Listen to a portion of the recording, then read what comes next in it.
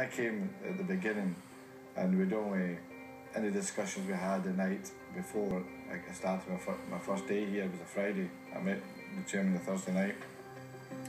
There was never any dialogue in the sense of how I was going to approach a job, what my assets, what did I believe in.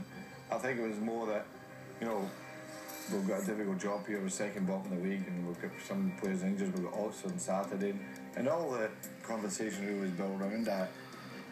I think the reason they maybe were attracted to me as manager is the job I did at Aberdeen, obviously. And in Aberdeen, I did exactly the same as I did at United. I built a football club, and we had a great youth system at Aberdeen. And we brought young players through continuously. And that was part of the success of the club. So without even speaking to Martin Edwards about my plans, that was my plan. I didn't know what the youth system was like here at United when I first arrived. I had to find that out, obviously. And the first thing I did was get a meeting with all the scouts throughout the country.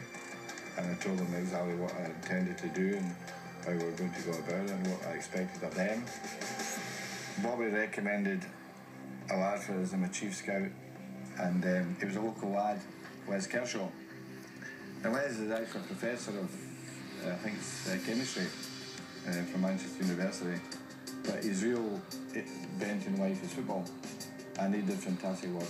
Talks a lot, but unbelievable energy, and you could see him in a parents' house. He'd talk and talk until they give in to the surrender. That was a fantastic quality. He'd phone me on a Sunday night at 6, and we'd be there at about 8:30 when I started on the phone, and Cathy said, the minute he tried to interrupt, he accelerate. His talking would accelerate, he'd go quicker. Oh, he was incredible. But he was a fantastic addition to the club. Then the next year, we took on Brian Kidd, who played for the club, and he knew all the school teachers in Manchester area. So we were able to form alliances with a lot of the school teachers in the Manchester area. And that was an important step forward, because not only were we covering the whole of England, or the whole of Britain actually for that matter, we're also covering the local area. We're bringing boys in from everywhere. The scouts set about their jobs very well. And by doing that, the message got across to the board what my long-term view was. They had to build a football club, we had to build it through young people. And Bobby Charlton in particular was a great supporter, he was fantastic. When we signed young Ryan, at 14 years of age, I said to Bobby, you need to come down and see this kid. He says, he's unbelievable. And I'm standing there and I'm watching the game, and Bobby's walking across, and as soon as they get to me, Ryan's been on the ball about 20 times, and he's walked from the pavilion area over to the pitch. He says, that must be him here, there. He knew right away, because, well, Ryan stood out as a little terrier chasing a bit of silver paper in the wind. Head was up and he's off the ground and floated about the place, and that support from what Bobby gave, and Martin Edwards also. That we tried to achieve on the youth side was always supported. There's a consistency in how we go about our jobs here, and I think consistency and experience then gives them quite an advantage in terms of dealing with all the different aspects of young people today. In some cases, it's not always easy, you know.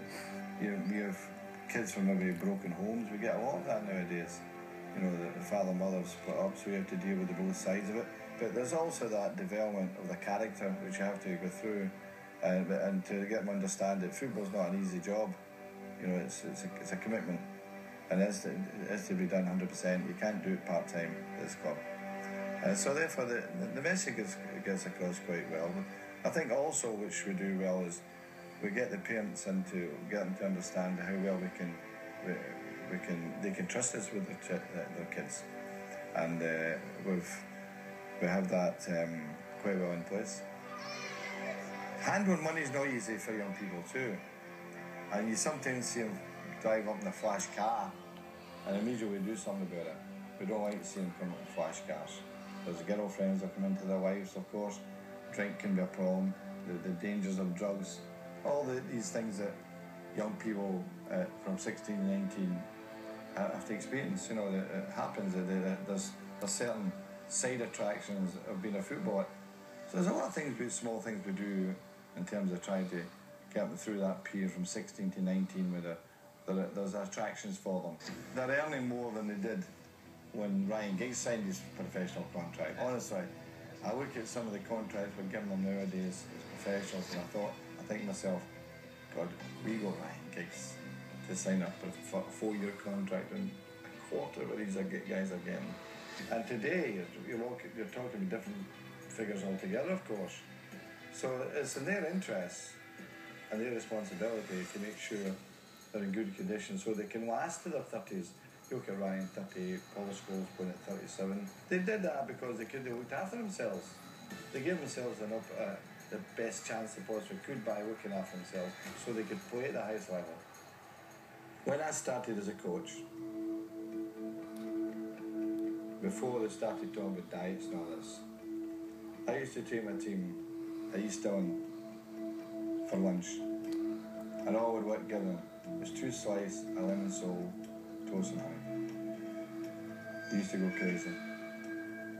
Because when I was a player, they used to give you fillet steaks and a steak pie and things like this, but 10 potatoes and treacle sponge for your dessert, and then you're expected you couldn't play football, you know. So when I get married, I always remember, I was always best when I went on lemon sole on a Friday and a Saturday. Just lemon sole, toast and honey. It's my wife, Kathy, used to do it all the time for me, and I felt fit as a flea. So when I became a manager, I said to myself, what they eat before the game is as important as what happens during the game. And I did that, and at Aberdeen I did exactly the same. At United, of course, advanced with sports science and nutritional experts that we have here at the Carrington takes care of that. I don't need to worry about that now. You know, it's all done meticulously. At the moment, Sir Alex is meticulously planning to wrestle the Premier League title from Manchester City. United are 9 points clear, haven't lost in the league since mid-November, and have dropped just 4 points in 13 unbeaten matches. Adamant about his youth policy, Fergie is also resolute about what creates a winning team. At the end of the day, the essence of a good team anyway is always recognising the qualities of each other and the weaknesses of each other too. And in a given day, I always think that if 8 players in your team are playing well, then you've got a great chance of winning the match. And sometimes you maybe have to carry 1 or 2 players.